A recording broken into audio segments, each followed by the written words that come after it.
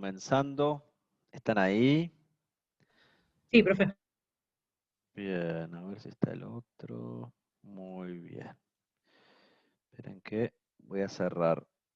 ¿Se entendió lo que expliqué hasta ahora?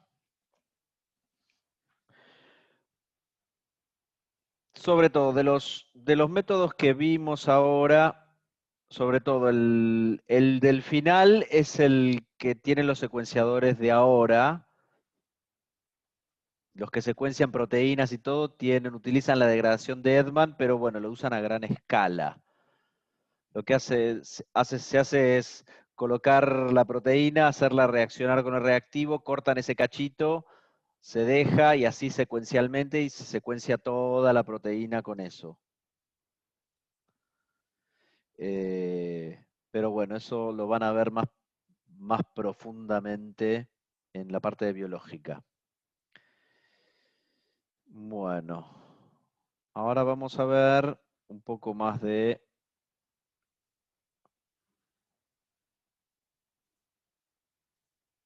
¿Se ve? Sí, ahí sí. Volvemos a la parte de síntesis. Parece que, bueno, loco por la síntesis, pero bueno. Vamos a ver síntesis de aminoácidos y péptidos, pero síntesis química. Sobre todo para síntesis de péptidos, hoy por hoy la síntesis química se utiliza mucho. También hay síntesis utilizando métodos enzimáticos. Para proteínas seguro. O sea, la síntesis de proteínas hoy por hoy con la biología molecular, para sintetizar una proteína, bueno, los chicos que han hecho biología saben que es mucho más práctico, más sencillo. Es imposible por métodos químicos. Se utilizan métodos de biotecnología y hoy por hoy hay una mezcla de... no sé si escucharon hablar, no sé si vos, Sebastián, escuchaste hablar de la síntesis biológica hoy por hoy. La verdad que no en particular. Por Bueno, ejemplo, no sé, escuché que hay reacciones de fijación de nitrógeno que nosotros todavía no podemos controlar químicamente y que las enzimas lo hacen a temperatura ambiente en condiciones inexplicables, pero no.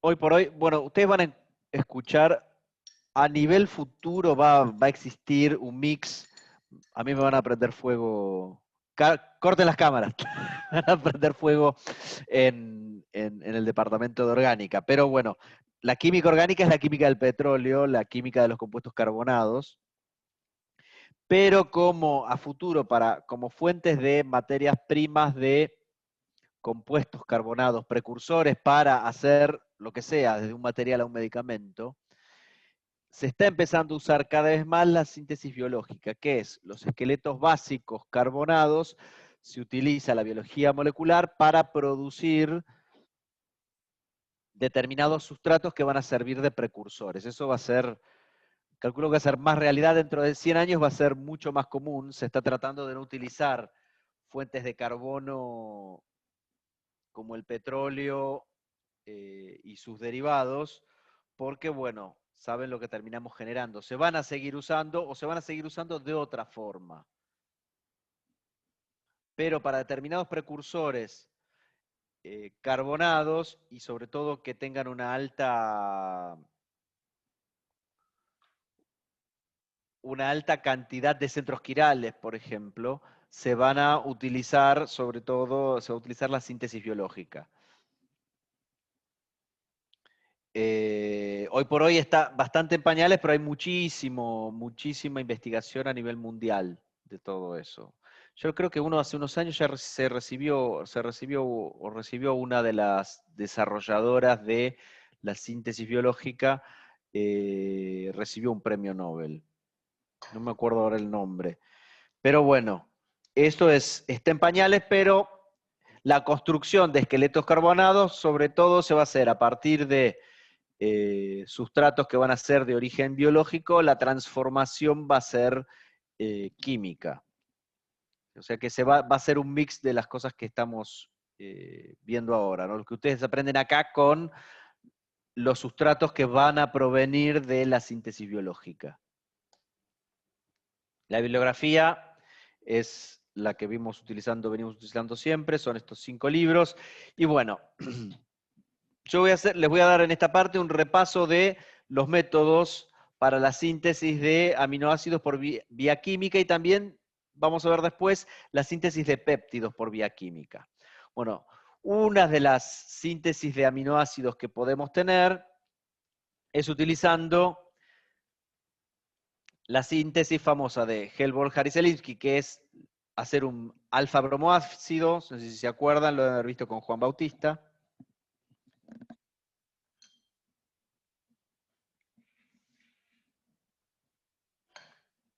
Y utilizar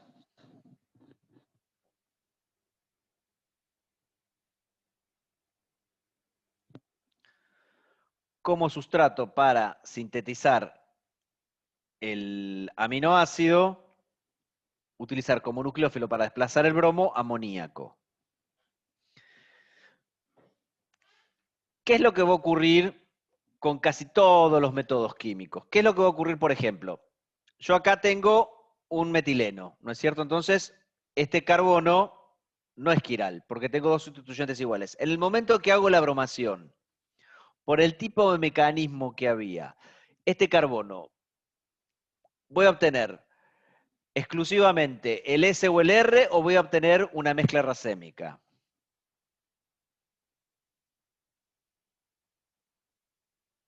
Va a tener Una mezcla. Una mezcla racémica. Bueno, todos los métodos químicos de síntesis de aminoácidos,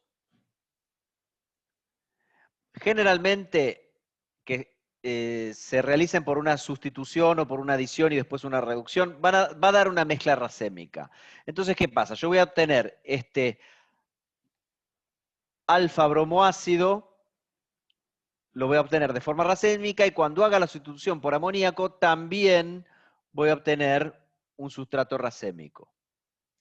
Otra forma de hacerlo es utilizando un alfa-cetoácido, también hacer la imina con el amoníaco y reducirlo en el medio. Entonces también lo que voy a tener es, por cómo va a ser la reducción catalítica, que yo puedo reducir por una cara o por otra cara la imina que se forme, también voy a obtener una mezcla racémica. ¿Se entendió? Sí, profe. Bueno. Otra forma de obtener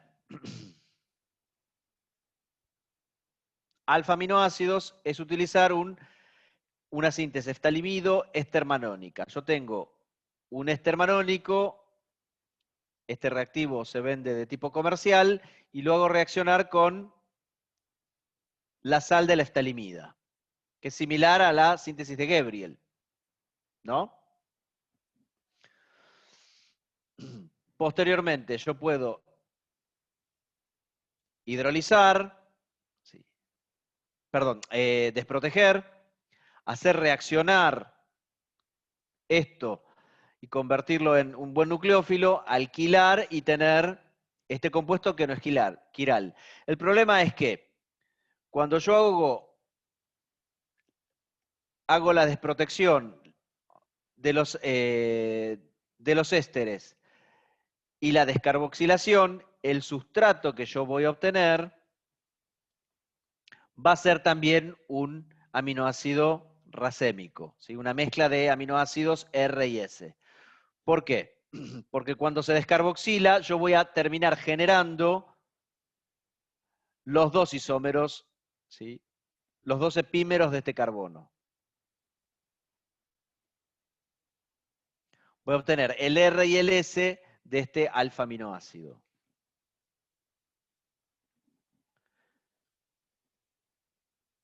¿Se entendió? Entonces, hasta ahora yo solamente obtengo mezclas racémicas.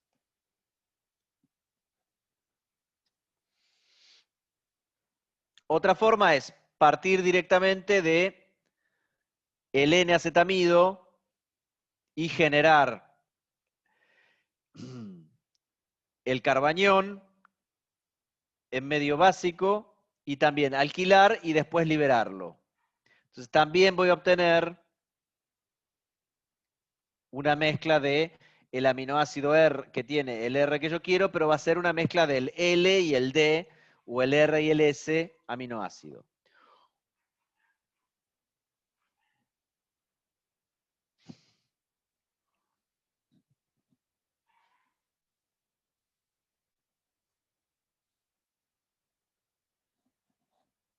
Otra es a partir de un aldehído y utilizando en medio ácido amoníaco y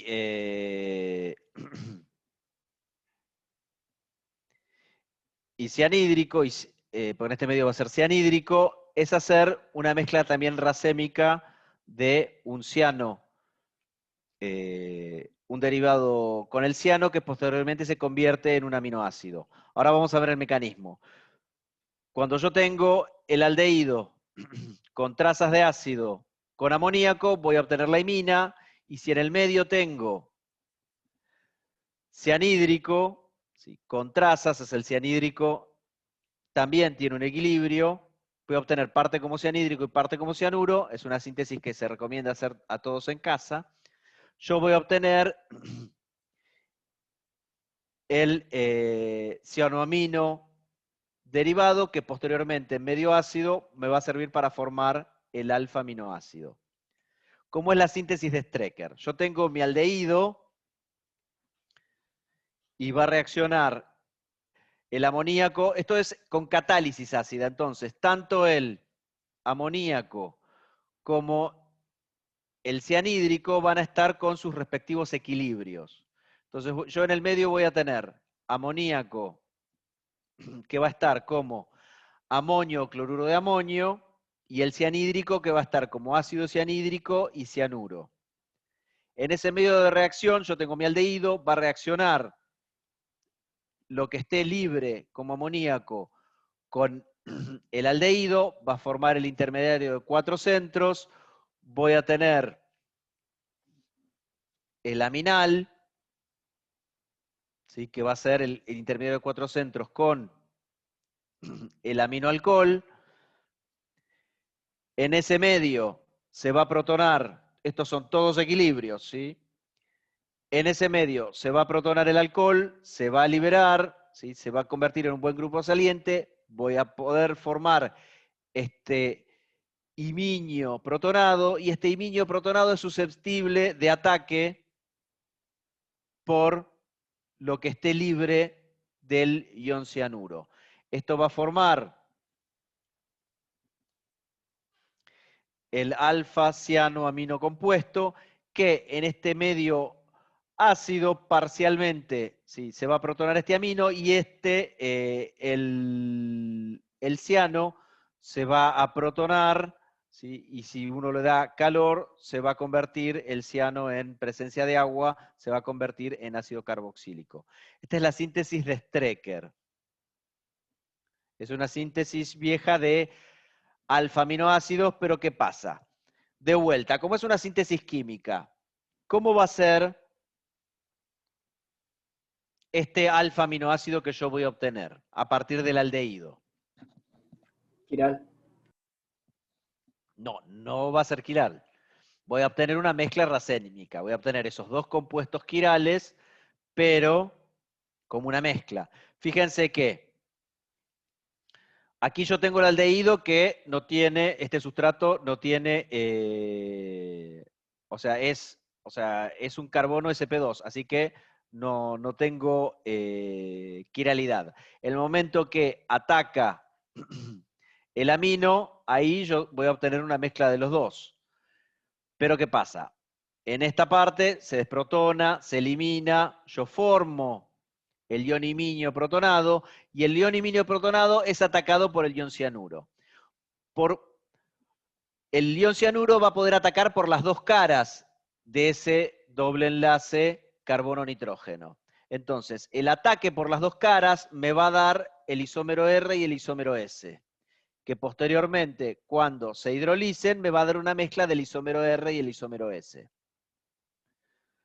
Lo que a mí me tiene que quedar de esta síntesis es que yo voy a obtener una mezcla racémica, pero el aldehído, el R del aldehído, me va a dar el R del aminoácido que yo voy a sintetizar. Lo voy a obtener como mezcla racémica. Entonces, ¿qué es lo que les está quedando hasta ahora de los métodos químicos? ¿Qué es lo que yo estoy obteniendo?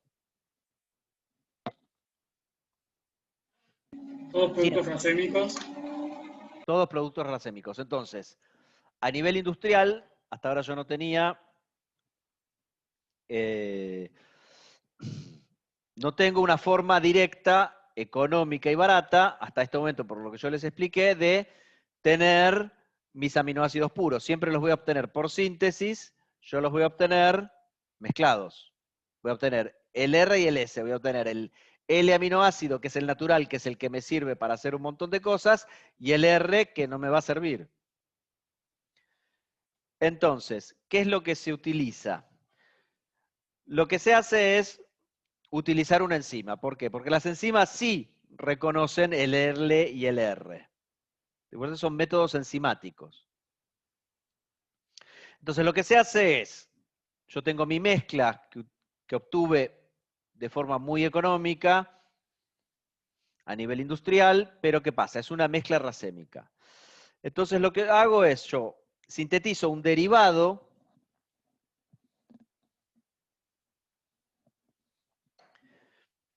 que sea un sustrato de alguna enzima.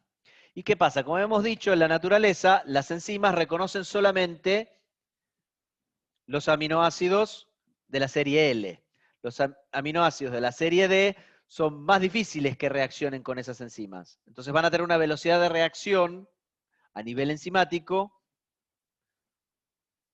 mucho más lenta. Entonces, lo que se hace es realizar un derivado, por ejemplo, una acetilación, y voy a obtener mi mezcla racémica acetilada en el grupo amino. Y después utilizo una enzima que va a reaccionar con más facilidad con el aminoácido de la serie L, y yo voy a obtener liberado mi aminoácido de la serie L, y va a seguir como sustrato protegido mi aminoácido de la serie D. ¿Se entendió la estrategia? Perdón, me perdí la última parte. Listo. Yo tengo mi mezcla racémica, entonces, ¿qué es lo que yo aprovecho? Que en la naturaleza los aminoácidos naturales son los de la serie L. Entonces, las enzimas para hidrolizar o para hidrolizar péptidos o para o aminoácidos para hidrolizar el N-amino o el C-amino, pero en este caso vamos a aprovechar el N-amino. Las enzimas lo que van a hacer es van a reaccionar con más facilidad, las enzimas que encontramos en la naturaleza, con los aminoácidos de la serie L que con los de la serie D. Aprovechando esa propiedad, que los sustratos de las enzimas naturales son los aminoácidos de la serie L, yo lo que puedo hacer es las mezclas racémicas, tenerlas como un sustrato para esas enzimas, que puedan solamente reconocer los aminoácidos de la serie L. Entonces, yo hago reaccionar esos sustratos que yo tengo con enzimas que reconozcan solamente los aminoácidos de la serie L. Entonces, yo así voy a poder obtener mis sustratos de la serie L puros. Entonces, yo tengo mi mezcla de R y S, la mezcla racémica. Yo, por ejemplo, la acetilo, las enzimas que hidrolizan aminoácidos, ¿sí? Por ejemplo, hidrolasas, se llaman, sí, son hidrolasas, van a reconocer solamente los aminoácidos de la serie L. Entonces yo tengo una mezcla de aminoácidos protegidos, en el caso del amino, con acetilo. Tengo la mezcla L y D, R y S. Estas enzimas solamente van a reconocer el aminoácido de la serie L, o sea que tenga el carbono S. Entonces ese va a reaccionar rápidamente, voy a obtener liberado mi aminoácido L, pero el otro que está en la mezcla, que es el D, que tiene el carbono R, no va a reaccionar a velocidad muy rápida. Quizás ni siquiera vaya a reaccionar. Entonces es una forma de separarlos,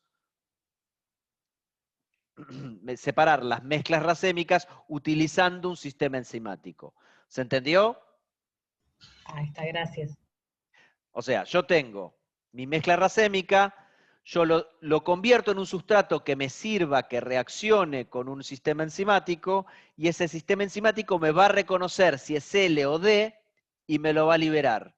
Porque solamente por la naturaleza del aminoácido L va a reaccionar directamente con ese sistema enzimático. En cambio, el D, que no es un aminoácido natural, no va a reaccionar y no lo va a hidrolizar.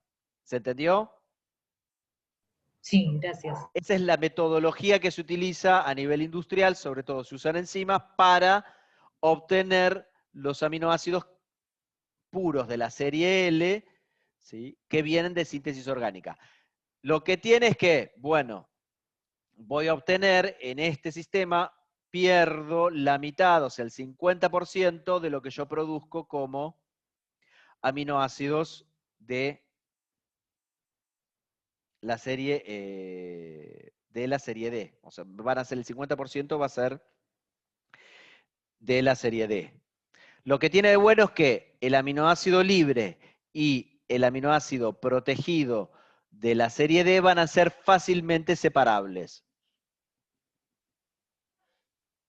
Porque bueno, fíjense que este tiene el ácido y el amino liberados y este tiene el amino protegido como amida.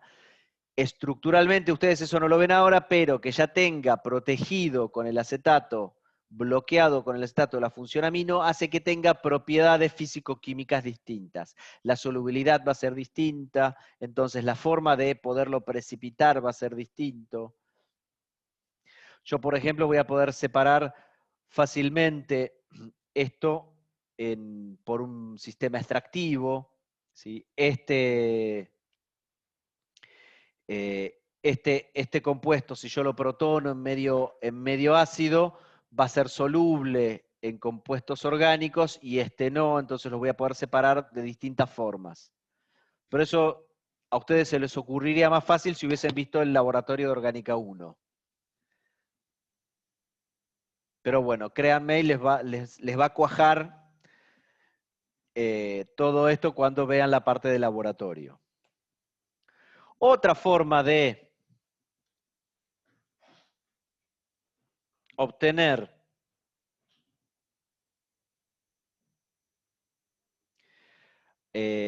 aminoácidos de la serie L, ¿sí?, que tengan el carbono del aminoácido con configuración S, es hacer hidrogenaciones, ¿sí? Es una síntesis enantioselectiva. Todos estos métodos enantioselectivos de hidrogenación de dobles enlaces se ven con profundidad en la materia síntesis orgánica.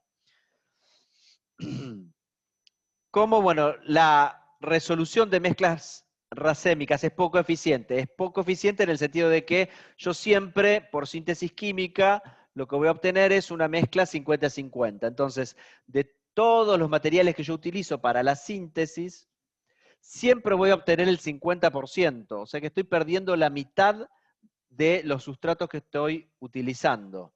Entonces, tiro la mitad del producto de partida en el proceso. O sea que no es un proceso eficiente. Siempre voy a tener como cota el 50%.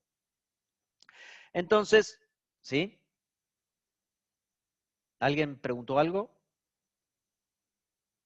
No, creo que no. No, no. Entonces escucho voces. Ya estoy grande, escucho voces. Cualquier cosa al fin de cuatrimestre, internenme. Bueno, una estrategia que se puede utilizar es partir, ¿sí?, de aminoácidos, ¿sí?, de alfa aminoácidos, pero que el carbono alfa, ¿sí?, de alfa aminoácido tenga un doble enlace. ¿Sí? Uno puede hidrogenar con un catalizador que sea quiral y así obtener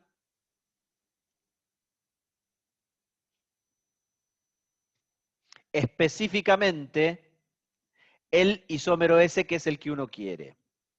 El grupo de Knowles, que recibió el Premio Nobel de Química en el 2001, utilizó catalizadores, una síntesis, una hidrogenación asimétrica con rodio, utilizaba sales de rodio y utilizaba estos auxiliares quirales, estos compuestos fosforados, que si ustedes los pueden ver, en este caso usó el DMAP, pero también hay otros catalizadores como el BNAP, ¿sí? Que se usa con rutenio, que se puede utilizar también. Uno utiliza cloruro de rutenio o cloruro de rodio, los hace reaccionar con estos auxiliares fosforados, estos compuestos fosforados, y estos en el espacio tienen una configuración que cuando se adicionan los dobles enlaces, siempre, dependiendo qué configuración tengan, yo voy a obtener el isómero R o el isómero S. ¿Sí? Estos auxiliares son quirales, ¿sí? Son catalizadores quirales. Este también, el BNAP, el R-BNAP, uno puede tener el R-BNAP y el S-BNAP. Lo que hacen es, si yo tengo un carbono sp2, la quiralidad me la va a dar el auxiliar quiral. Entonces este es un método químico que es muy eficiente. Yo parto de mi alfa-aminoácido, ¿sí? Que tenga un doble enlace. Si por ejemplo puede ser la alanina, que es el típico, puede tener este doble enlace. Este es el caso de la L-dopamina, pero bueno, cualquier aminoácido, yo lo hago tener un doble enlace en esta posición y yo lo hidrogeno, ¿sí? Con mi catalizador quiral, y voy a obtener el compuesto del aminoácido que yo quiero con la quiralidad deseada. Lo que tienen estos catalizadores es que son muy caros y utilizan metales de transición. Pero ya hay a nivel industrial catalizadores que se reutilizan y se recuperan para hacer síntesis química.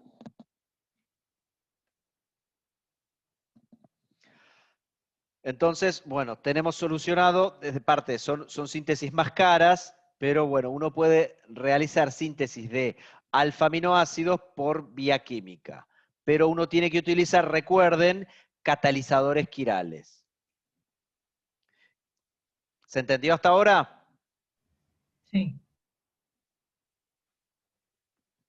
Ahora vamos a ver la síntesis de péptidos química. Entonces, ¿cómo formábamos uniones amida cuando teníamos derivados de ácido?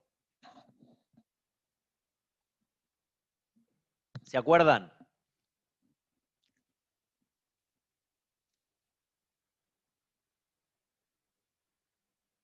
Síntesis de amidas.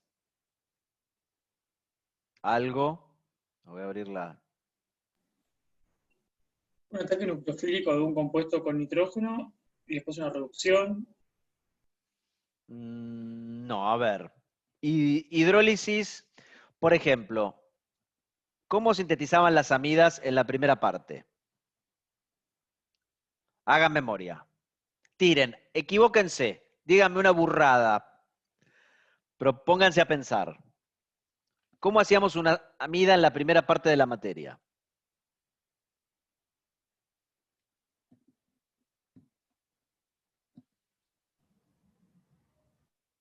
¿Lo hacía a partir de un ácido? Agarraba el ácido, lo ponía con amoníaco y lo calentaba a destrozar y se prendía a fuego todo, pero después obtenía un porcentaje razonable de amida. ¿Era así? Con un derivado de ácido y una amina primaria. Muy bien, ese es el caso. Es un derivado de ácido. Lo clásico es un derivado de ácido. ¿Cuál es el derivado de ácido más reactivo de los derivados de ácido? El cloruro de acilo. El cloruro de acilo, ¿sí? Los cloruros de acilo son los más reactivos. Entonces, la forma en que nosotros podíamos hacer la unión amida era con el cloruro de ácido.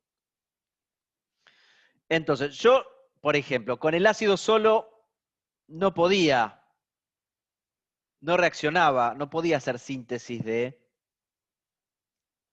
una amida, no podía formar ese enlace peptídico o enlace amida, ¿no es cierto? El ácido como que no está activado, ¿no es cierto? No está activado para ese carbonilo para que reaccione. En cambio, en el caso del cloruro o en el caso del anhídrido, uno decía que está como activado, pero ¿por qué? Porque está muy reactivo, son muy reactivos. ¿Se acuerdan por qué son reactivos esos carbonilos de anhídrido, cloruro de ácido, éster? ¿Cuál era la diferencia cuando uno tenía las hidrólisis de los distintos derivados de ácido? La hidrólisis se podía pensar como eran ante el ataque nucleofílico. Sí, como la fuerza de la base conjugada, o sea, del oxidrilo, del cloruro.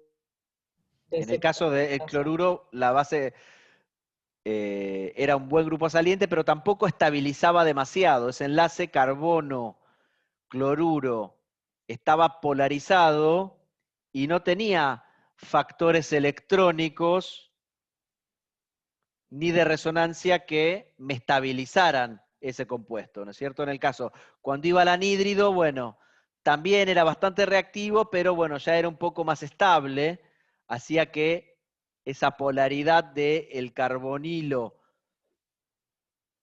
de ácido estuviese un poquitito más estabilizado. En el caso del éster era todavía más estable. Y en el caso de la amida era todavía más estable porque, bueno, el nitrógeno de la amida compartía un par electrónico como hacía el éster y estabilizaba un poco esa densidad de carga positiva que tenía el carbonilo, cosa que el anhídrido y el cloruro de ácido no tenían. Por eso eran más reactivos. ¿Se acuerdan de eso? ¿Se acuerdan? Que por resonancia el éster y la amida eran más estables que el anhídrido y el cloruro. El cloruro era el menos estabilizado de los derivados de ácido. Eso que sea menos estabilizado hace que sea reactivo, sea el más reactivo de todos. Y entonces al ser el más reactivo de todos, es el que yo utilizo por excelencia para hacer todos los otros derivados de ácido. ¿Ahí les va cerrando? Bien. Entonces, les estaba viendo, cubrí toda la pantalla con las caras de ustedes para a ver si estaban entendiendo algo o no, porque necesito hablar con ustedes. Entonces, yo para formar esta unión amida, yo tengo que hacer que reaccione este ácido con el amino, o sea, el C terminal de un aminoácido con el N terminal de otro aminoácido, para formar mi enlace peptídico. La única forma de formar ese enlace peptídico, que es formar una unión amida, yo los métodos que conozco es hacer más reactivo mi ácido creando un derivado. Eso en la jerga de síntesis de péptidos sería como activar el ácido carboxílico, ¿sí? El C terminal. Yo como lo activo, lo hago activo convirtiéndolo en un derivado más reactivo. Entonces, una forma de activar ese ácido es hacer el cloruro de acilo. Los distintos métodos que recordamos para hacer un cloruro de ácido, si se acuerdan, es utilizar cloruro de tionilo o utilizar cloruro de oxalilo. ¿Se acuerdan de esto? ¿Los vieron? A muy grosso modo, ¿se acuerdan que China ataca Kamchatka? Si yo tengo el ácido y el hidroxilo de un ácido, va a atacar al cloruro de tionilo o al cloruro de oxalilo. ¿Sí? Los cloruros van a ser grupos salientes y voy a obtener estos derivados. ¿Qué pasa? El carboxilo unido al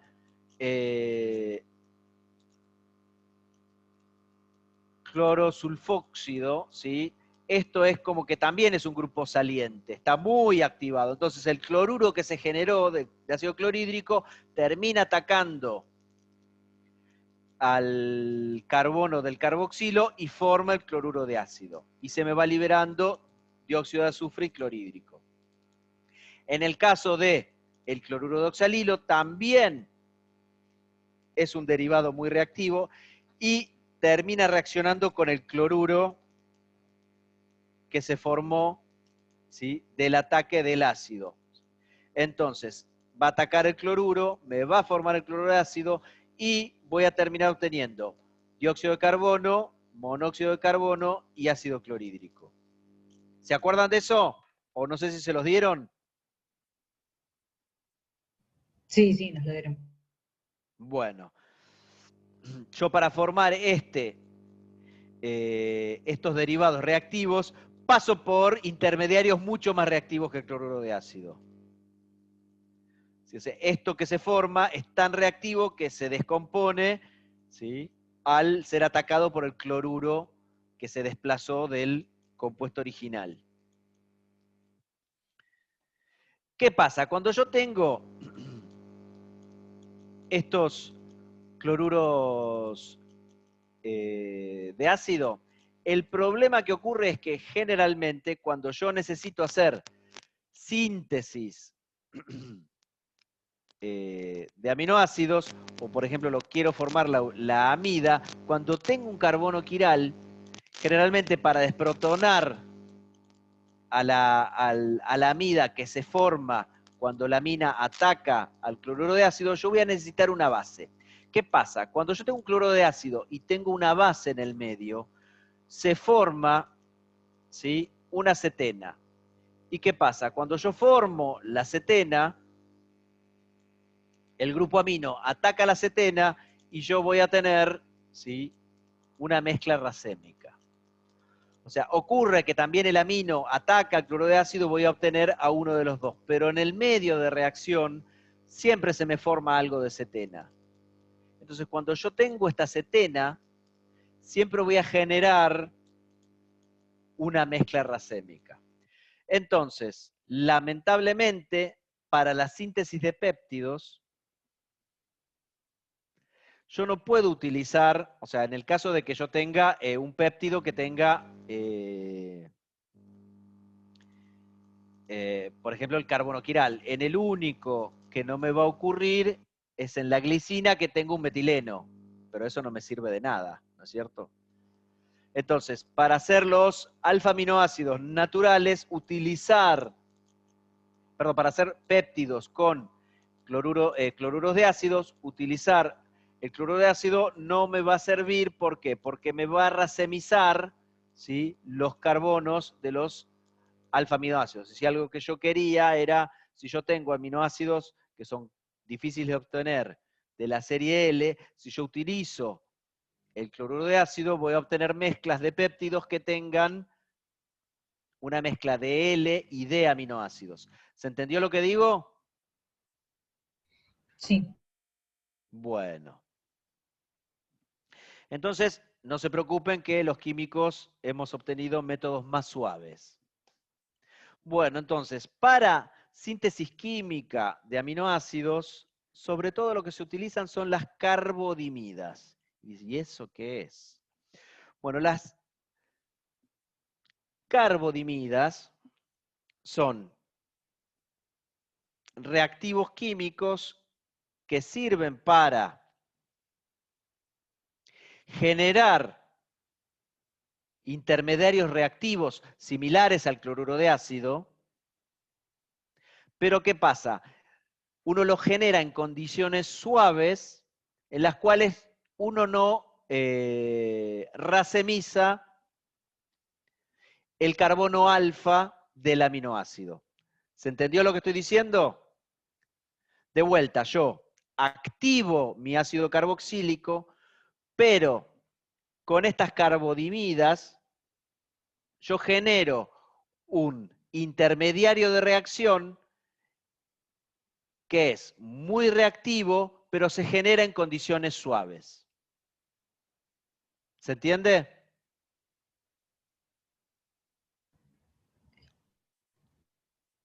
Si no. No termino de entender si ¿Podrías repetir? entonces una mezcla. Es así. Yo siempre tengo que activar el ácido carboxílico. ¿No es cierto? Yo tengo que activar el ácido carboxílico, ¿qué significa? Yo lo activaba haciendo un cloruro de ácido o un anhídrido. Eso hace que ese derivado de ácido sea reactivo y reaccione con el grupo amino. Bueno, pero ¿qué pasa? Con todos los métodos que yo utilizo, hacer un anhídrido es la forma de hacer un anhídrido de un aminoácido. Fíjense que son deshidrataciones, altas temperaturas, no sirve. El cloruro de ácido, yo quiero hacer, supónganse con el aminoácido, quiero hacer el cloruro de ácido, lo que me provoca es que se me forma en el medio de reacción una cetena y esa cetena me da racemato. ¿Sí? O sea, si se acuerdan, si ven, fíjense, yo tengo acá un carbono quiral. En el medio básico que se utiliza para formar la unión amida, se me forma cetena, entonces pierdo la quiralidad de este carbono, me genera una mezcla racémica. Entonces, yo necesito generar un intermediario reactivo de reacción, R con R guitarra, pero bueno, en condiciones suaves. O sea, yo necesito generar ese derivado de ácido, pero en condiciones suaves, para preservar la quiralidad del alfa-aminoácido. ¿Se entendió? Eso vino después de muchos desarrollos con la aparición de las carbodiimidas, que son estos compuestos que están aquí. Fíjense que yo tengo un carbono, en las carbodiimidas, yo tengo un carbono que está unido por un doble enlace a dos compuestos nitrogenados. Fíjense, el clásico es la diciclohexilcarbodimida, que la van a encontrar como DCC, y también tenemos otros como la disopropilcarbodimida o DIC.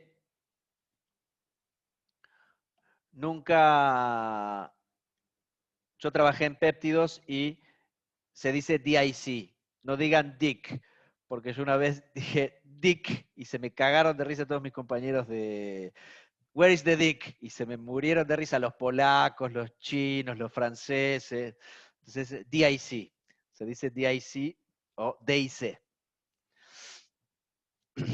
O sea, que son los problemas del idioma. O la IDC o EDC, que es la N-dimetilaminopropil N-etilcarbodimida. Por ejemplo, es una carbodimida que se puede utilizar en medios orgánicos, ¿sí? Y después se puede sacar con más facilidad, ¿sí? Utilizando un medio ácido, ¿sí? Porque esto se va a protonar y te lo va a sacar. En cambio, estos, por ejemplo, se utilizan en medios orgánicos, pero después me queda en el medio orgánico. Fíjense, yo tengo una carbodimida, yo la hago reaccionar con mi ácido y con mi amino y obtengo mi unión peptídica y el remanente que obtengo es una NN-diciclohexilurea. Fíjense que parto de una carbodimida y obtengo una urea. Fíjense que el oxígeno que obtengo de esta urea proviene del ácido del aminoácido. Entonces, algún China ataca Kamchatka va a pasar acá. Yo voy a activar, si yo quiero activar mi carboxilo, que es mi ácido, seguro que este ácido va a tener que reaccionar con mi carbodimida. ¿Y eso cómo es? Lo que va a ocurrir, yo dije que eran condiciones suaves. En esas condiciones suaves lo que va a ocurrir es que la acidez que me provoque en mi mismo ácido carboxílico, ¿sí? Lo que va a ocurrir es que el ácido carboxílico va a protonar, ¿sí? Uno de los nitrógenos, va a haber una transferencia de protón, uno de los nitrógenos de la carbodimida, sin ese medio de reacción, como va a ser un equilibrio, se va a desprotonar, va a protonar esta carbodimida. Fíjense que eso va a ser un equilibrio, pero se va a desprotonar, o sea, parte va a estar desprotonado. Ese protón, ¿qué pasa? Va a protonar mi carbodimida y ¿qué pasa? Cuando se protona el nitrógeno de la carbodimida va a activar esta carbodimida. Entonces va a ser más susceptible todavía de ataque nucleofílico. Entonces, los ácidos libres van a funcionar como nucleófilos, son nucleófilos suaves, pero van a reaccionar con las carbodimidas activadas. O sea que se va a activar por la desprotonación del ácido. Va a ocurrir un ataque nucleofílico, ¿y qué pasa? Este derivado va a ser como nuestro cloruro de ácido. Este ataque nucleofílico del ácido a carbodimida va a generar este derivado, que este es un derivado que se formó en condiciones suaves, pero ¿qué pasa? Este grupo es como si fuese un cloruro de ácido, generado en condiciones suaves, y va a ser susceptible de ataque por nucleófilos como los aminos. Entonces, se va a formar el derivado de 4 centros, va a haber en este medio una transferencia de protón, se nos va a protonar este grupo, si el que viene de la carbodimida se va a convertir en un buen grupo saliente. ¿Y qué pasa?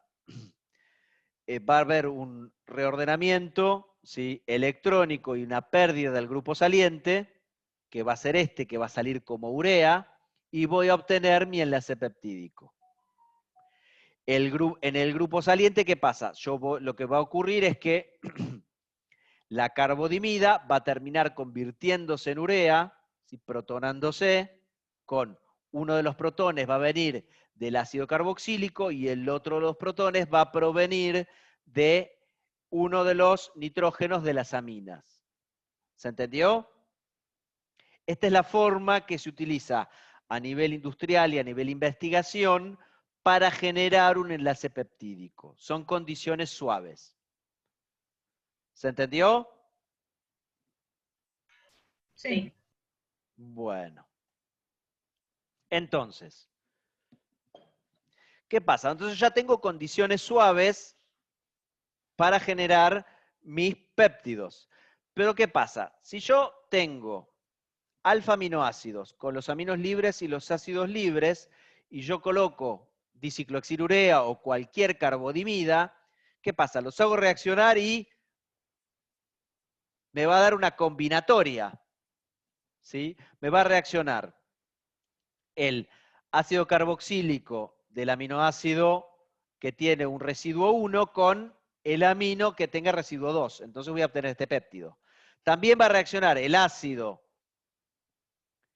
que tenga el residuo R2 del aminoácido con el amino que tiene el residuo del R1. Y tengo acá.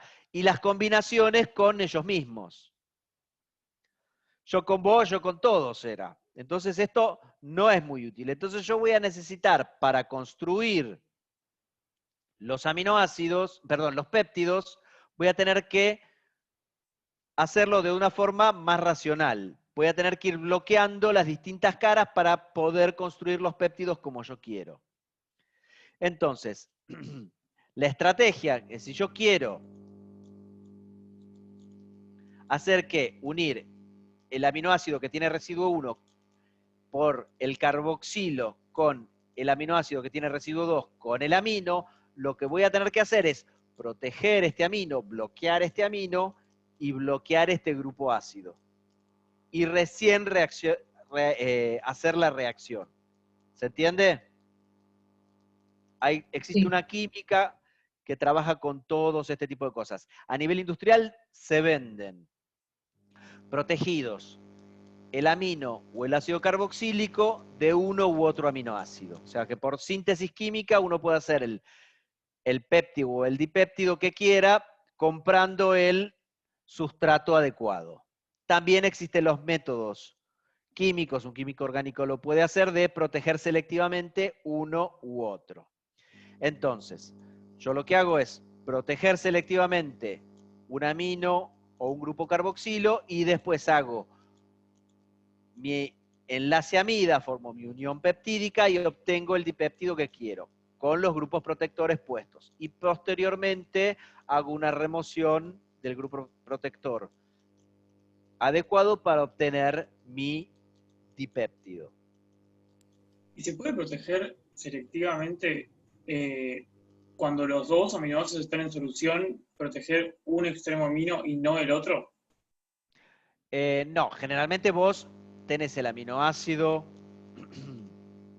libre y Aislado, lo protegés el protejo amino. solo, claro. Sí, está este solo, protejo el amino, este solo, protejo el ácido carboxílico, luego los hago reaccionar y después desprotejo en simultáneo las dos funcionalidades y obtengo mi péptido como yo lo quería. Entonces, ¿qué grupos protectores utilizo? Son los que ustedes ya conocen de la primera parte. Entonces, en el caso del amino, sobre todo se utilizan los carbamatos. ¿Se acuerdan que los carbamatos son los que tenían un carbonilo en los cuales o en un extremo tenía unido un oxígeno de un alcohol y en el otro tenía unido el nitrógeno de una amina? Entonces este grupo se llama carbamato. Si yo tengo un nitrógeno aquí y un nitrógeno aquí, se llama urea, y si yo tengo un oxígeno aquí y un oxígeno aquí, se llama carbonato. Entonces, cuando tengo uno y uno, se llama carbamato. Entonces, para proteger selectivamente el grupo amino, yo generalmente utilizo los carbamatos.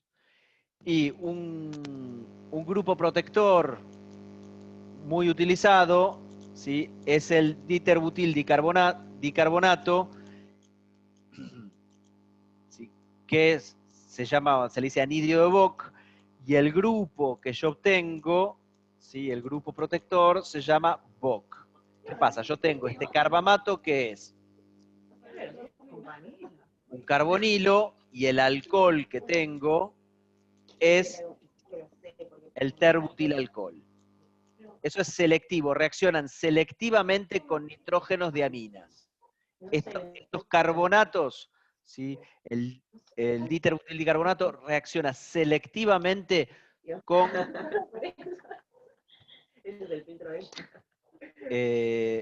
el nitrógeno que es el más nucleofílico.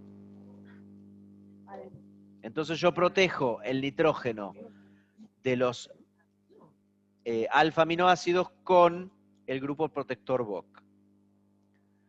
¿Cómo reaccionan? Sí, el amino ataca nucleofílicamente, esto es muy reactivo, los carbonatos son muy reactivos, lo vamos a ver también en la parte de polímeros. Ataca a uno de los carbonilos, es como si fuera un anhídrido, pero todavía mucho más activado porque tiene oxígenos en los extremos, ¿sí? Es como un anhídrido, pero ¿qué pasa? Tiene oxígenos en vez de carbonos en estos costados, es muy reactivo. Reacciona con, sobre todo los nucleófilos, como el nitrógeno, forma un intermediario de 4 centros, se pierde, ¿sí?, este carbonato que desprotona con facilidad el amino del carbamato y obtengo, por transferencia del protón, el carbamato deseado. Reaccionan con facilidad y reaccionan selectivamente sobre todos los nitrógenos. ¿Cómo se desprotegen? ¿Cómo se liberan? Se liberan sobre todo con ácido fluorhídrico. En medio ácido los carbamatos se hidrolizan con facilidad y sobre todo el del Bock. Se utiliza ácido trifluoracético, que es un ácido fuerte. Eso lo que hace es, el trifluoracético da el protón como para protonar el carbonilo del carbamato. Esto lo que provoca es que se pierda el alcohol terbutílico, ¿sí?, que posteriormente, si va a seguir reaccionando,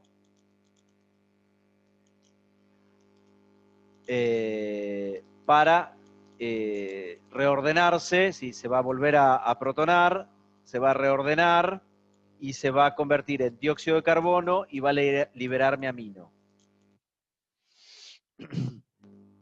El terbutilalcohol, lo que ocurre también es que, bueno, se forma este carbocatión, ¿sí? Que se termina, ¿cómo se llama? Desprotonando y termina formando isobutileno. ¿Se entendió cómo se va?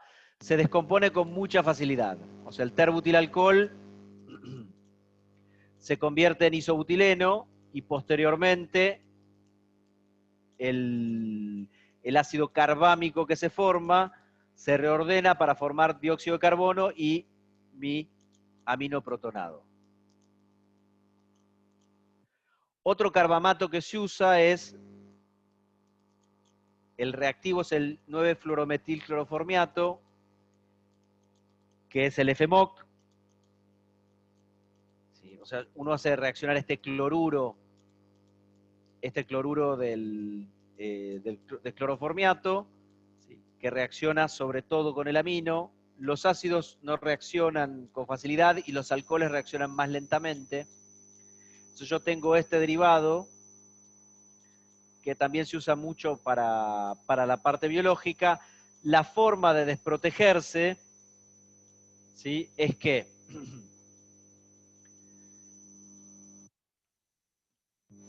en presencia de piperidina, ¿sí? Este hidrógeno es muy ácido, ¿sí? Se desprotege solamente con piperidina, ya con el pH que da la piperidina se desprotege. Lo que hace es abstraer el protón de esta posición, esto genera un carbanión que provoca un reordenamiento que genera este compuesto que es coloreado, liberación de dióxido de carbono y libera mi amida.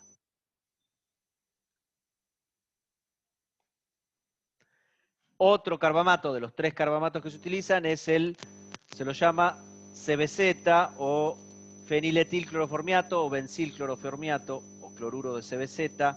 Reacciona de la misma forma que el FMOC y obtengo este tipo de derivados. Lo que tiene de bueno es que este carbamato se puede remover tanto por medio ácido como el VOC o por hidrogenación. ¿Se acuerdan que los bencilos, tanto benzilamina como los benzilalcoholes, por hidrogenación, ¿sí? Uno obtenía desprotegido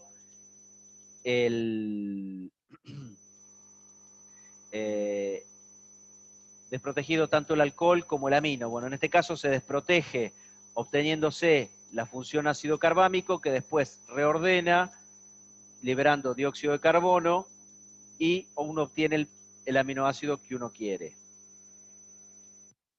Entonces, en el caso del amino los protegemos con carbamatos y en el caso de los ácidos carboxílicos uno lo protege, ¿sí? Haciendo ésteres. Uno generalmente los ésteres los puede hacer en medio ácido, ¿sí? Con una síntesis clásica. Y el clásico que se utiliza sobre todo para proteger son los ácidos bencílicos o los benzilésteres que se pueden, igual que en el caso del CBZ, remover por hidrogenación o utilizando medio ácido. El terbutilo, que generalmente se compra comercialmente, ¿sí? Son los terbutilésteres, ¿sí? de los aminoácidos. El medio ácido se desprotegen por protonación del carbonilo, la formación del carbocatión isopropilcatión, perdón, terbutilcatión, y formando isobuteno y el ácido carboxílico. Esos son los métodos que se utilizan para síntesis en solución. Y con esto ya termino, chicos. Algo que, bueno, revolucionó la síntesis de péptidos, ¿sí? Fue la síntesis en fase sólida. Como la síntesis de péptidos es una síntesis lineal, lo que se pensó es, ¿qué pasa si yo tengo fijo, por ejemplo, empiezo a sintetizar mis cadenas de péptidos, ¿sí? Si fijo una de las funciones amino o carboxilo a un soporte sólido, y empiezo a construir mi péptido a partir de eso. Sobre todo el soporte sólido, un soporte inerte, en el que yo puedo unir mi aminoácido y a partir de ese aminoácido puedo ir agregando otros aminoácidos y hacer mis cadenas peptídicas. Entonces lo que voy haciendo es, tengo un soporte inerte y voy agregando en solución mis reactivos y voy pegando los aminoácidos, pero siempre voy a tener en ese soporte sólido e inerte, voy teniendo mi cadena peptídica. Y yo voy haciendo las reacciones y voy lavando, ¿sí?, mi soporte sólido y haciendo las reacciones de formación de uniones peptídicas o de uniones amida.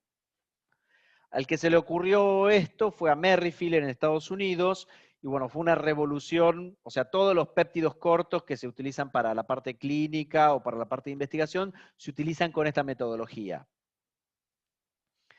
Lo que tiene de bueno, por ejemplo, es que yo me ahorro, cuando esto después se utilizó para hacer síntesis en fase sólida en general, yo uno mi molécula a este soporte sólido, inerte, ¿sí?, que son resinas poliméricas generalmente, y yo hago las reacciones químicas, ¿y qué pasa? Yo me ahorro todas las etapas de purificación de esa molécula. Yo uno a mi molécula a un soporte sólido, hago las reacciones que tengo que hacer, limpio, lavo ese soporte sólido y siempre mi molécula está unida. A ver si lo puedo ejemplificar así.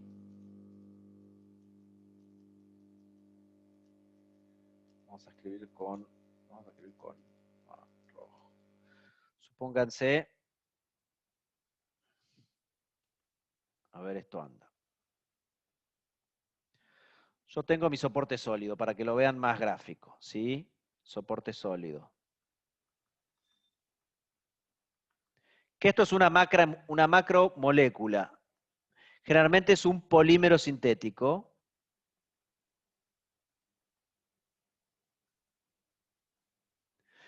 Que tiene una función reactiva. Puede tener un carbono que tenga un cloruro, que es la típica, y yo, por ejemplo, pego mi amino. Es un polímero sintético que tiene una función, que tiene un carbono con un cloruro. Entonces yo lo primero que hago es, tengo mi compuesto, mi aminoácido, lo que sea, sí, pero si es un alfa aminoácido, vamos a hacer así, R, y tengo este protegido con un grupo protector, yo hago reaccionar mi amino con este carbono, entonces yo voy a tener mi soporte sólido, que antes tenía este carbono, que no sé a dónde está, qué estructura tiene por ahora, pero ¿qué pasa? Yo voy a tener mi grupo amino unido ahí,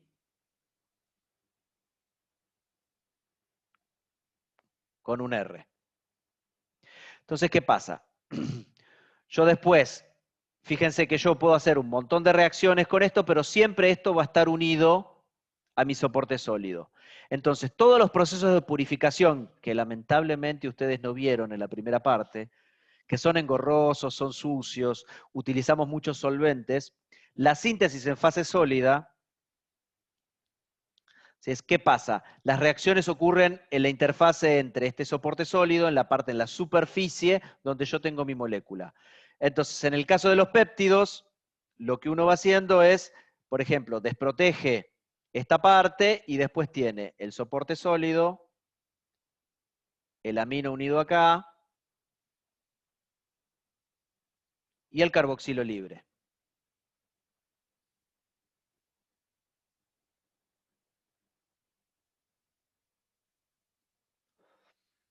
Entonces, ¿qué pasa? Yo voy pudiendo construir mi péptido, pero esto se usa muchísimo en síntesis orgánica para hacer cualquier otro tipo de reacción.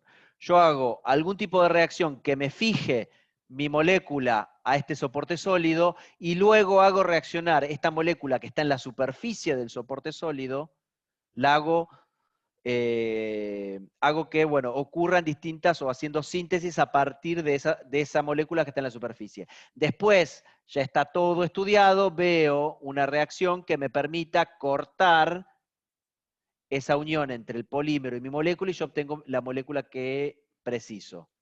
Pero me ahorro todos los procesos de separar mi molécula del solvente de reacción, porque siempre va a estar en este soporte sólido. Y bueno, lo obtengo con alta pureza y con, generalmente, todos estos procesos están optimizados, utilizo un exceso de reactivos, entonces desplazo siempre el equilibrio para la formación de productos, entonces el producto obtengo altos rendimientos y además obtengo, cuando separo mi compuesto, lo obtengo de forma muy pura. ¿Se entendió hasta ahora? Lo que es la síntesis en fase sólida. Y sobre todo en la química de materiales y los nuevos materiales se basan en este mismo fenómeno. Todas las funcionalizaciones en nanotecnología generalmente son reacciones que ocurren en la superficie y hago que mis moléculas reaccionen con sitios activos o con carbonos activos o con silicios activos en superficie y después a partir de ahí yo voy construyendo esa superficie reactiva. En nanotecnología y en materiales yo no corto mi molécula de la superficie, de mi polímero o de mi sílice o de mi metal en la que yo hago reaccionar. Quizás la corto después. Pero bueno, en síntesis en fase sólida, yo al final, mi fin último es realizar las reacciones y después separarla de la superficie. Bueno. Entonces, la purificación termina siendo sencilla y los rendimientos son altos.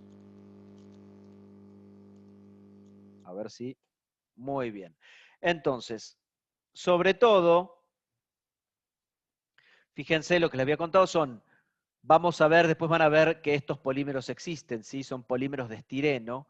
Pero ¿qué pasa? Algunos polímeros de estireno pueden tener, ¿sí?, cloruros bencílicos en los cuales yo puedo hacer reaccionar mis aminoácidos por el ácido o por el grupo amino, ¿sí? En el caso de Merrifield, lo que hizo fue proteger el grupo amino, convertirlo en un carbamato, este carbamato no es nucleofílico, e hizo reaccionar por el ácido, ¿sí? Como los ácidos orgánicos son ácidos débiles, parten medios de reacción, están como ácido, parte como carboxilo, bueno, esa pequeña porción de carboxilo, que es poca, reacciona con la resina y yo lo que obtengo es este tipo de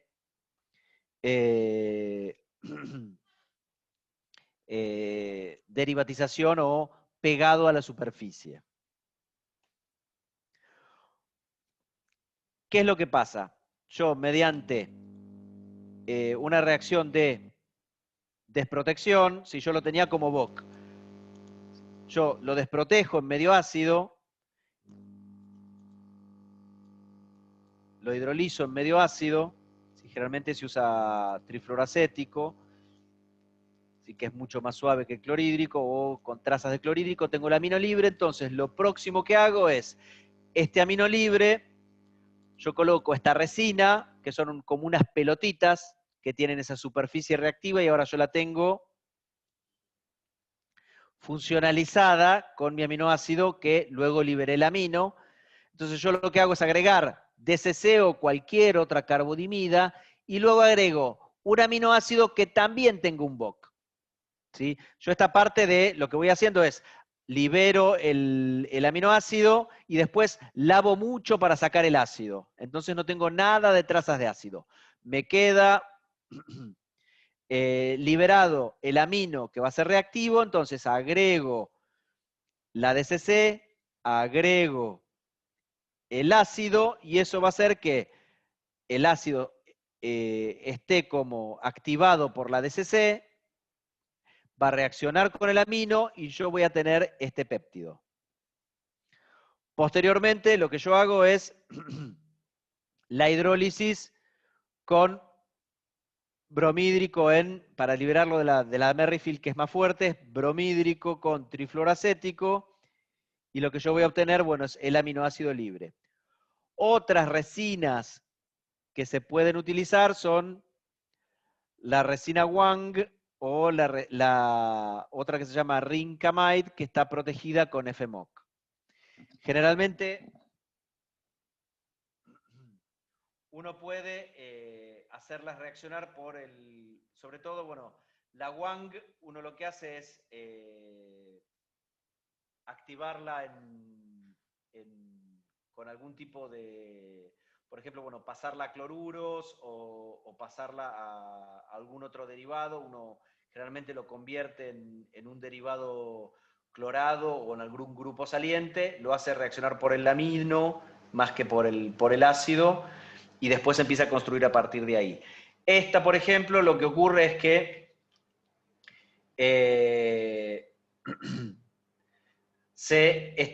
fíjense que esto está unido, todo este grupo, a un FMOC. Entonces lo que ocurre es, esta resina que se llama RINC, lo que se hace es, si uno coloca piperidina, se desprotege toda esta parte y te queda el amino libre. Y esta, la que termina reaccionando, te queda este amino libre y es el que termina reaccionando con un grupo ácido que está protegido. ¿Sí? Y siempre uno tiene los aminos con FMOC. Uno utiliza FMOC dependiendo de lo que uno precise. Y bueno, con esto terminamos. Y bueno, ¿se entendió esta parte? Sí. Sí. Entonces, algo que sí tienen que entender con las resinas es que, por ejemplo, si uno va a sintetizar péptidos y dependiendo del tipo de la resina usa un determinado grupo protector. Si pega por el ácido o pega por el amino. Si, por ejemplo, si el aminoácido está pegado por el ácido, uno lo que va a hacer es pegar el ácido siempre con un amino protegido, con un grupo protector que resista las condiciones del corte del péptido de la resina. Si yo generalmente utilizo medios ácidos fuertes, entonces lo que generalmente voy a utilizar va a ser grupos que no salten en medio ácido, no se remuevan en medio ácido. Entonces no voy a usar el VOC como grupo protector del grupo amino. Yo voy a ir pegando los ácidos con FMOC o con CBZ. ¿Se entiende lo que digo? O sea, la reacción que me va a condicionar qué grupo protector uso para, por ejemplo, para el caso del amino, si está unido por el ácido, es la reacción que yo uso para cortarla de la resina. Ese es el medio que yo no tengo que usar para ir pegando, ir desprotegiendo los aminos. Si yo en medio ácido se me despega de la resina, yo tengo que usar un protector en el amino que no use medio ácido. Tiene que ser ortogonal, se llama eso. Entonces tengo que usar, por ejemplo, FMOC, que se va con piperidina, o, por ejemplo, CBZ, que se vaya por hidrogenación. Entonces, estas resinas se pueden usar por hidrogenación también.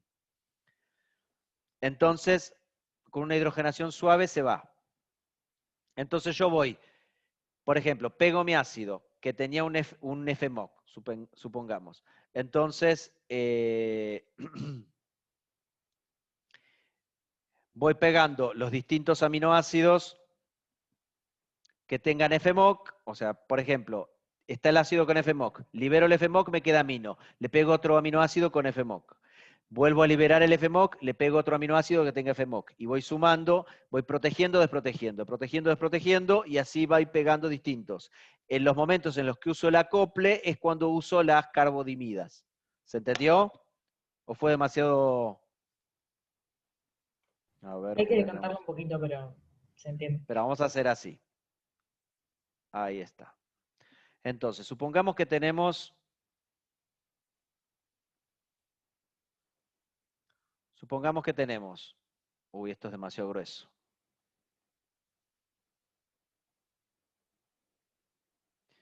¿Cómo es el grosor del...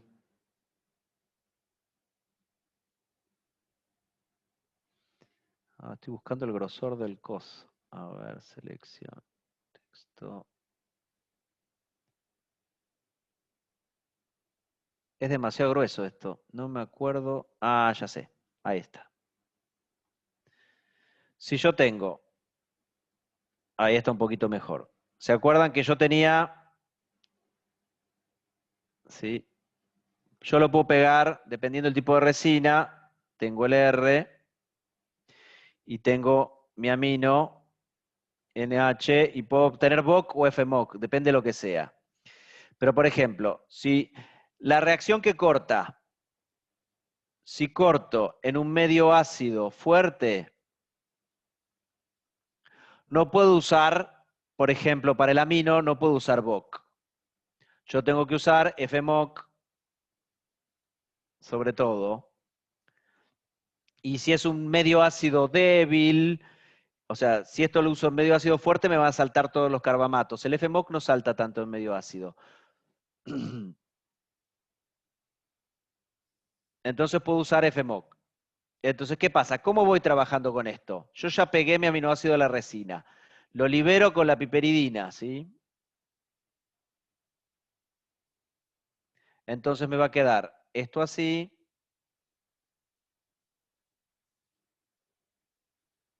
Pongámosle R1, R1.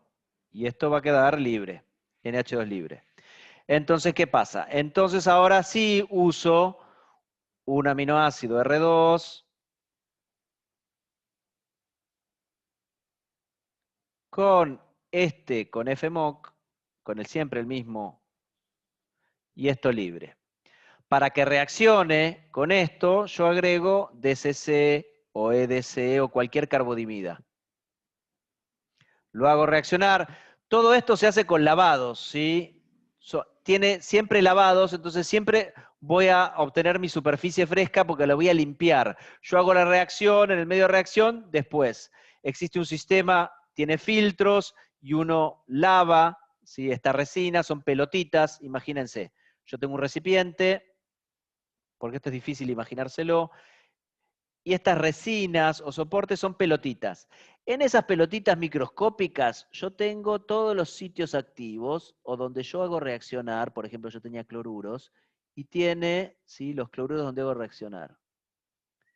Entonces cuando yo hago la reacción, voy desplazando esos cloruros o determinados grupos funcionales,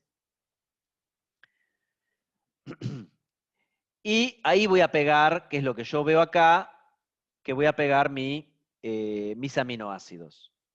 Pero ¿qué pasa? Yo tengo todos estos, imagínense que, bueno, yo pegué mi aminoácido, entonces, luego, imagínense que una vez que yo le pego este aminoácido, que lo voy a ver rojo,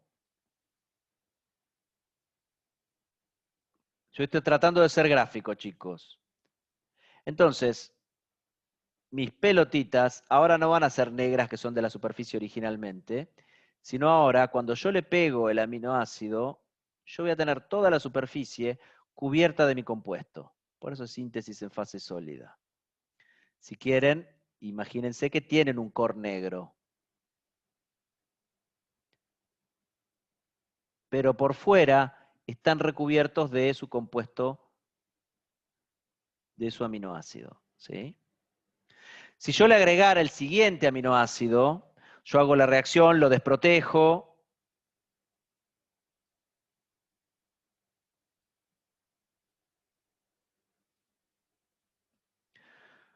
Yo, por ejemplo, activo, o sea, hago la reacción, ¿sí?, acoplo el ácido, la secuencia es acoplo el ácido, el alfa aminoácido, el aminoácido, y después lavo. El segundo paso es un lavado. Saco los reactivos. Bueno, después, el primer paso de acá es desprotejo.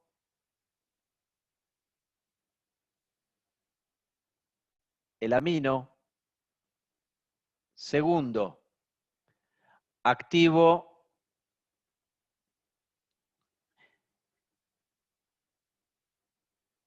a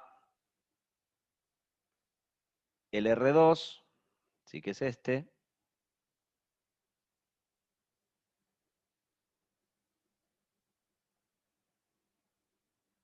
FMOC con DCC.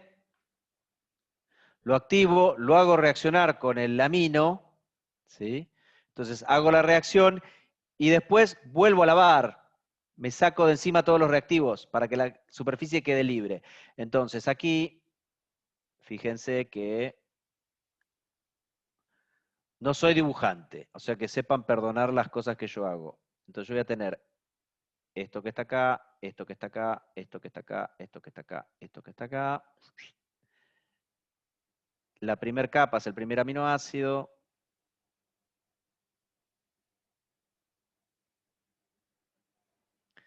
Y sepan que no sé dibujar, no soy el mejor. Y después ya va a tener pegado el otro aminoácido, que es el de otro color. Yo voy construyendo alrededor de las esferitas, voy construyendo mi péptido. ¿Se entiende lo que es la síntesis en fase sólida? Y yo repito sucesivamente esta cosa de, bueno, esto que está acá naranja tiene el FMOC. Entonces, para seguir creciendo y agregando el aminoácidos, ¿qué hago? Desprotejo el amino, activo con una carbodimida y le agrego otro aminoácido que tenga la misma protección. Entonces, el último aminoácido que yo agrego, luego de colocar las distintas capas, que esto recuérdense que los péptidos son lineales, el último aminoácido que yo agrego, el grupo amino se desprotege con las mismas condiciones que yo tengo para cortarlo de la resina. ¿Se entiende? Entonces, el último grupo protector del amino tiene las mismas condiciones con las que yo corto mi péptido de la resina. Entonces después yo obtengo mi aminoácido, que bueno, no sé si es lisina, no sé, glicina, triptofano, lo que sea. Entonces yo tenía unido por este lado el N-terminal del triptofano que está acá, si es medio ácido, ese carbamato, que bueno, el último que voy a agregar va a ser BOC, y entonces en condiciones fuertes, de ácido un poquito más fuerte de la resina, saco, fuertes como para desproteger el BOC, pero no para cortar el péptido, ¿sí? Son condiciones especiales, es trifluoracético en tolueno y ese tipo de cosas. Pero bueno, y así obtengo mi aminoácido. ¿Se entendió? Los maté, por lo que veo. Poquito. ¿Qué? Un poquito nomás. Un poquito, pero bueno, ¿se entendió cómo es la síntesis en fase sólida? Bueno, lo mismo, esto se hace con péptidos, pero lo mismo se hace con las reacciones orgánicas. Bueno, es un montón de info, pero bueno, eso es cómo se trabaja afuera. Se utiliza también esta misma metodología utilizando esas resinas, que vamos a ver cómo se sintetizan después. Se utilizan para hacer síntesis orgánica, en la cual yo me ahorro todas esas purificaciones. Todas esas cosas que ustedes no vieron en Orgánica 1, como una destilación, una extracción, una filtración, una recristalización, todos esos procesos físicos o físico-químicos que se utilizan para separar compuestos orgánicos, cuando uno utiliza síntesis en fase sólida, no los tiene. Lo único que les tiene que preocupar es que, bueno, cómo tienen que ser esas reacciones de acoplado o de reacción en el medio y cómo corto mi compuesto de la resina o del soporte sólido. Bueno, y con esto terminamos lo que pueden llegar a utilizar para la serie de péptidos, de aminoácidos y péptidos que van a ver el jueves. El jueves ustedes van a tener conmigo, sobre todo la parte de proteínas, pero como es informativo, es más informativo, no van a tener, no lo van a utilizar en la parte de problemas. Así que vamos bien con la teórica. Bueno, ¿alguna duda? No.